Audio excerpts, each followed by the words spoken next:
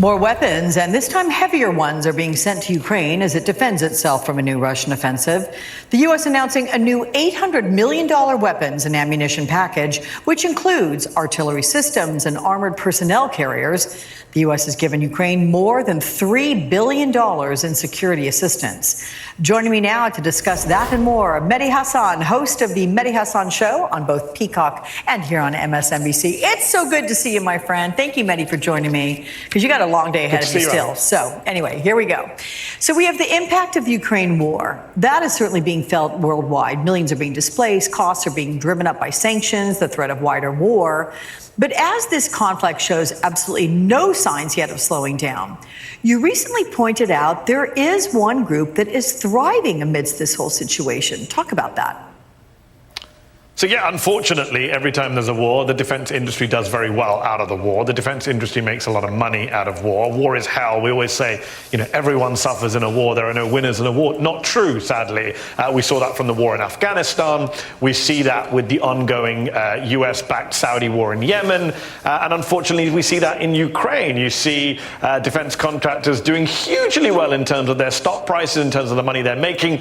The CEOs of companies like Raytheon and Lockheed Martin were practically salivating back in January, February, before the war even began, saying all these tensions, great for business. You should listen to some of the earnings calls, Alex. They were just getting very excited about how much money their companies were going to make. And look, it's a real problem. We want to support Ukraine, which has a right to defend itself against an illegal invasion. And therefore, you have the White House and the Pentagon, talking with defense companies. But I don't think we should allow the defense industry and their lobbyists in this country to cynically use the Ukraine war as a way to keep bumping up the Pentagon budget, which does keep going up and up, sadly.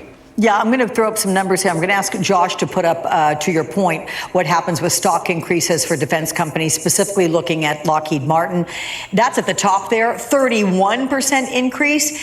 So is there a way, Medhi, to support Ukraine's struggle without supporting the arms industry?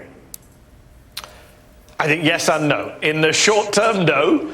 In the long term, yes, because we already spend so much money on defense. There seems to be this idea that people are saying, well, now we see the Russian invasion of Ukraine, we need to step up our defense efforts. We're reminded that we're back in a Cold War. We already spend so much, too much money on defense. We spend almost $800 billion a year. We spend more than the next 11 countries combined on defense. We spend 16 times, Alex. The United States defense budget is 16 times the Russian defense budget. I think we have dominance already when it comes to military spending. The idea that we just keep spending more and more and more is ridiculous, because you look at the war in Afghanistan. We just ended last year a 20-year war, the longest war in American history. Logic tells us that our defense budget should go down when you end an epically long multi-trillion-dollar war. It shouldn't go up. And yet, Joe Biden puts in for a defense budget. He puts in a request higher than Donald Trump was planning to put in. Congress then throws in an extra, $20-30 billion? No one ever asks how we can afford the defense budget. No one ever says,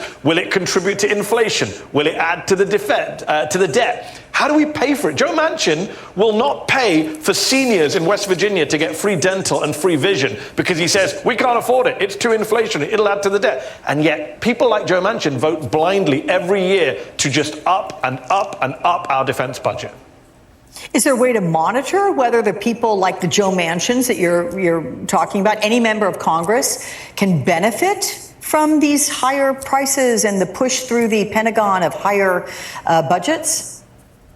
Well, of course they benefit. They benefit in terms of the pork that comes to a lot of their states. A lot of these members of Congress, I had Mark Pocan, Wisconsin progressive House member, on my show the other day. He made the point that there's an arms company in his district that's always pressuring to vote for more spending. And that is always a political pressure when you have, quote unquote, jobs dependent on defense industry. And of course, you have defense lobbyists who contribute a lot of money to election campaigns as well. The Lockheed Martins, the Raytheons. We understand the power of the gun lobby when it comes to gun control. Sure. I'm not sure why we don't understand the power of the arms industry when it comes to this. Eisenhower President Eisenhower, General Eisenhower, in his farewell address back in 1961, he said, I warn you against the unwarranted influence of the military-industrial complex. If Eisenhower said that today, he'd be dismissed as some far-left crank or some Putin apologist. But he was right then, and he's right now. We do not need to keep spending more and more money. Yes, let's support Ukraine, but let's not just carry on handing out handouts to these defense contractors. You know, you and I are working in tandem, my friend. With your words, I'm going to put up some graphics that show so people can get a visual as well of these numbers and how this is playing out.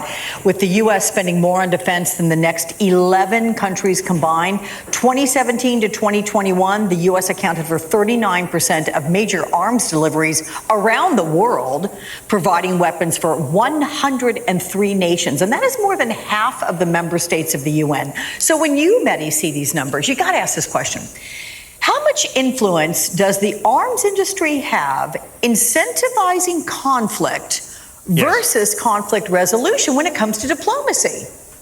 It's a great question, and I think one of the reasons the United States gets into so many wars and has so many people in Washington, D.C. always advocating a military response to any international problem is because we also are the biggest arms supplier in the world. And we don't need to be the biggest arms supplier in the world. We don't need to have the Saudi Arabians buying 25% of our weapons. They're our biggest purchaser of arms. People say, well, we need to defend Ukraine. Fine, let's defend Ukraine. Do we also need to help Saudi Arabia bomb Yemen? They're the biggest customer of our arms industry.